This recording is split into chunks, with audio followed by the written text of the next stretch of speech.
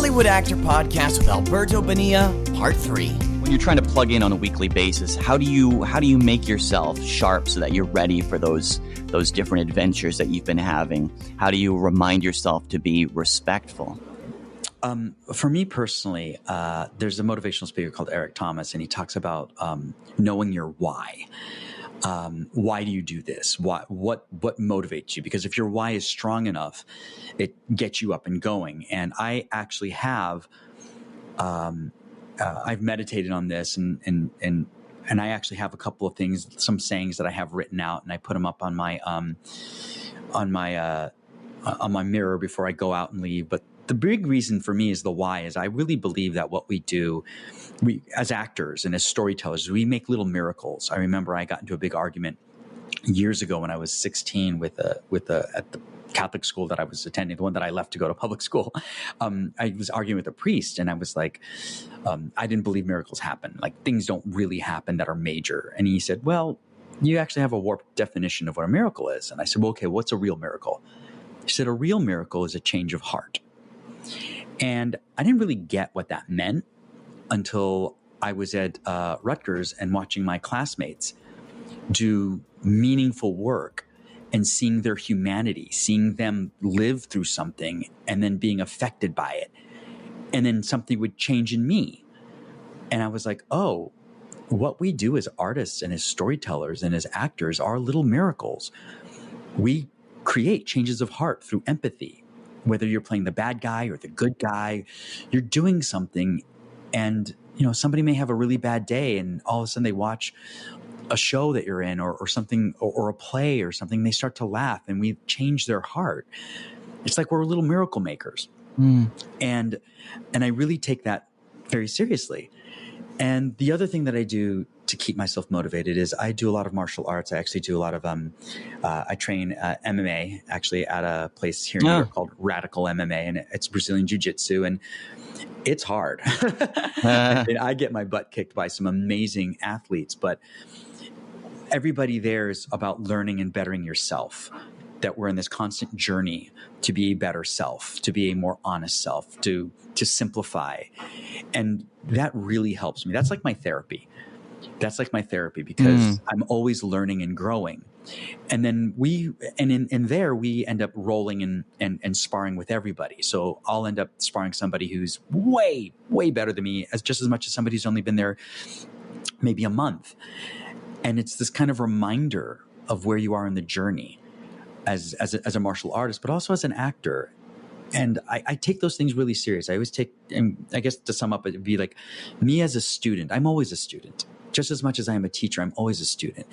And I remember my why I do this. And my why is really strong and personal to me. And I think that when you have a really strong why are you doing this?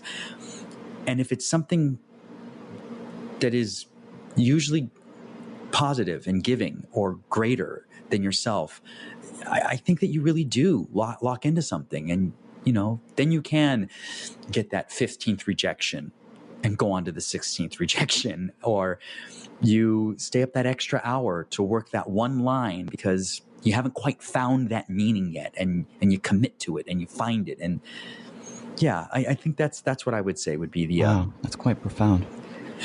I can't take credit for it. I really, my mentors are Maggie Flanagan, Julia Carey, Hal Scott, William Esper, Leonard Petit, again, who was somebody who reminded me about the joy of acting. And they all kind of instilled something in me.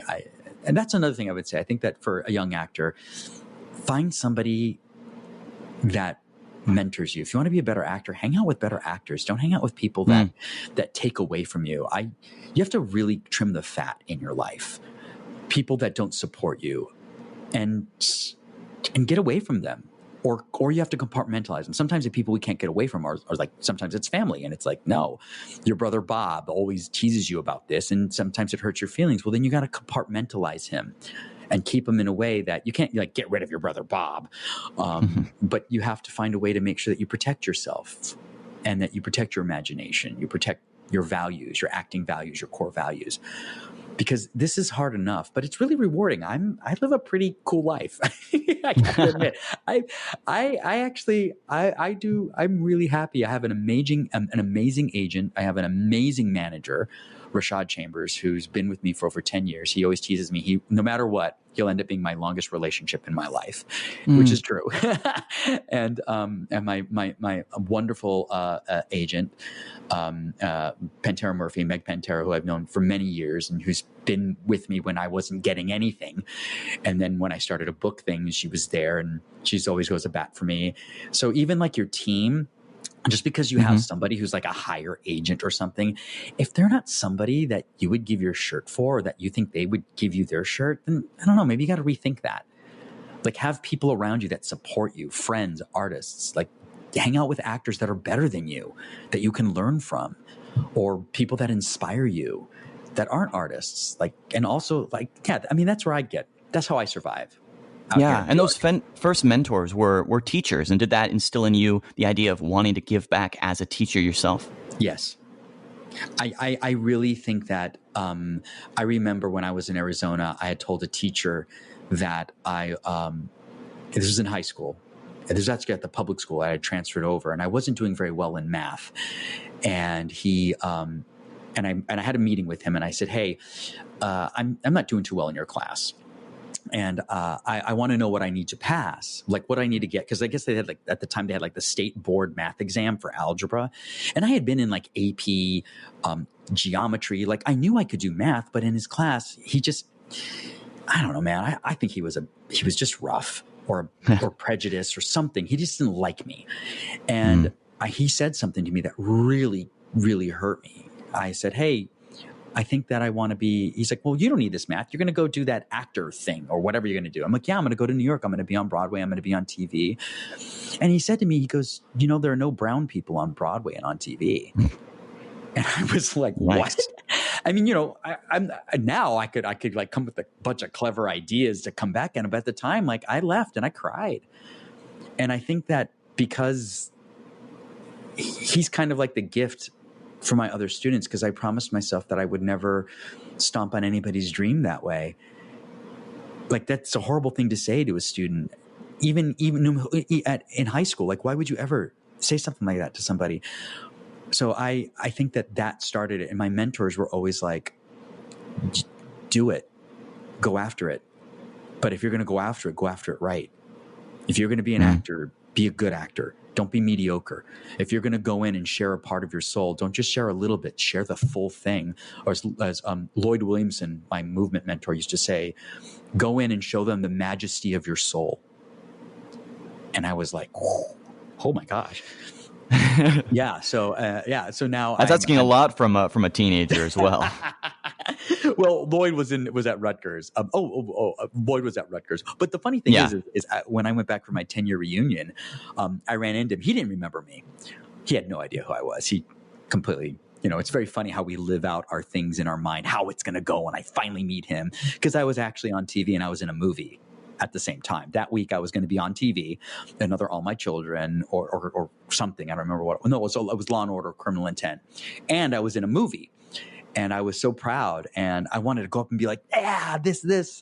And he just didn't know who I was and didn't remember anything about me. And I was just like, "Oh, I lived this whole thing out in my head, and it's not really what it is." But you know what? It motivated me, and that was it. It's like, Well, on one hand, it's kind of impressive that they have these ideas and they open themselves up and they do at least establish some sort of a connection with people, even though they may not, remember them the next year or in as they continue on throughout their careers. They're just giving to that new generation, lighting those fires, and sending those fires out into the world. And they don't see the thumbprint on those. Right. Positive or negative fires. The negative teacher that said that horrible thing to me lit a fire underneath me. Lloyd Williamson, who told me to show the majesty of my soul, has lit a fire underneath me. But you're right. It's like, but it's more important. I guess the lesson there is like, what do you do with the fire? I could have easily collapsed with that negative one, or I could have easily been like, "Oh, it's just that kind of platitude talk about majesty of your soul." And like, it's still on you as a person. You got to take what's given to you and turn it into something. Like it's yours. It's your gift. You do what you want with it. And if you really embrace that and really say, you know what, I'm going to be the best version of me today. I'm going to be the best actor of me, whether it's on a student film or whether you're working with Martin Scorsese or somebody. It's like, this is, like, bring your A game every time. People remember, like the person from Law and Order, remembering that was crazy. This business is really small. It's really small when you start to get to the part where you start to work a little more consistent. It's really small, and New York feels really small too. There are times I go on a set and I bump into somebody, or somebody like, oh, I saw you on this. It's, oh yeah, you're the casting person that was the assistant to this. Now you have your own casting office, and you were my reader 10 years ago. And yeah, it's really small. Thanks for listening to the Hollywood Actor Podcast. If you enjoy this content, don't forget to rate and review on Apple Podcasts or wherever you're listening.